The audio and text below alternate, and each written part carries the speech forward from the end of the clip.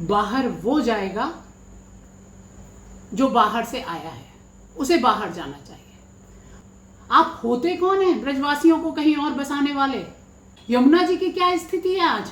आपने कह दिया यमुना जी में इतने नाले थे और इतने टैप हो गए, लेकिन अभी देखिए जाके ये स्थिति, आज भी नाले गिर रहे हैं यमुना जी पे। नमस्कार। जैसा आज आप सबने सुबह से देखा होगा, एक सोशल मीडिया पे वीडियो बहुत वायरल हो रहा है, मेरे पास भी कई लोगों के द्वारा भेजा गया। मैं सुबह से सोचती रही कुछ बोलूं ना बोलूं, लेकिन कहीं ना कहीं मन कचोट रहा था, क्योंकि ऐसा बयान, वो भी एक सांसद के द्वारा आना, बिल्कुल भी ठीक नहीं था। एक बात बताइए, बाहर कौन जाएगा? बाहर वो जाएगा जो बाहर से आया है, उसे बाहर जाना चाहिए। हम ब्रजवासी हैं, हम यहीं पैदा हुए हैं और यहीं मिट्टी में मिल जाएंगे। लेकिन आपका ये कहना कि जो कॉरिडोर और जो कॉरिडोर का विरोध कर रहे हैं, उनको यहां से कहीं और बस जाना चाहिए। आप होते कौन हैं ब्रजवासियों को कहीं और बसाने वाले? और दूसरी बात, ये जो एक कॉरिडोर की आतुरता दिख रही है, ऐसी आतुरता किसी और जगह भी आपका थर्ड टर्म है, 11वां साल है, किसी और काम के लिए भी इतनी आतुरता दिखाई होती तो शायद वाकई आज मथुरा एक स्मार्ट सिटी बन गया होता। ये केवल चंद लोगों के द्वारा एक चक्रव्यूह रचा गया है और उसी के लिए इतना हंगामा काटा जा रहा है। अभी 29 जुलाई को माननीय उच्चतम न्यायालय की एक डेट पड़ी हुई है, उस पर कोई आदेश आएगा, वो तो आ जाने दीजिए। लेकिन इस तरीके से एकदम निष्ठुर होकर कह देना कि जो कॉरिडोर का विरोध कर रहे हैं वो कहीं और जाके बस जाएं, कमाल की बात है। आप होते कौन है हमसे ये कहने वाले?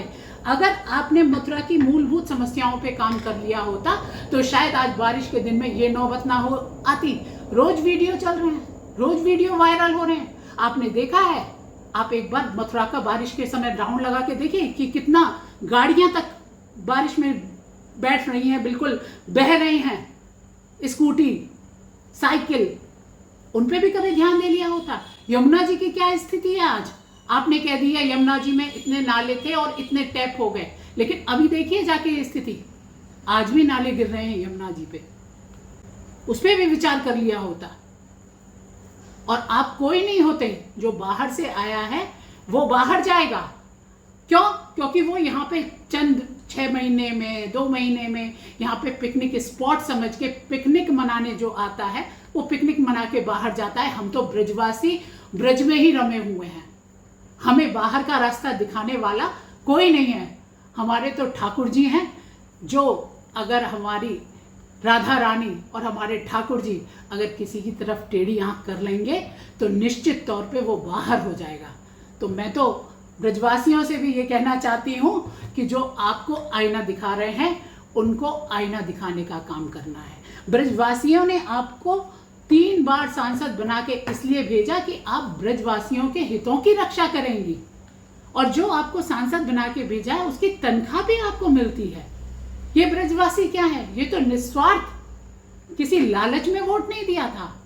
आपको तो पेमेंट मिलता है, आपको लाभ मिलते हैं, ब्रजवासियों को कुछ नहीं मिलता है, हम आम जनता को कुछ नहीं मिलता है। मैं वाकई, मुझे लगता है कि गलती शायद हम लोगों से ही हो गई, जो हमने एक आपकी तो नगरी का ही नाम माया नगरी है जहां से आप आई हैं, तो हमने एक माया नगरी से आए हुए व्यक्ति पे इतना विश्वास कर लिया।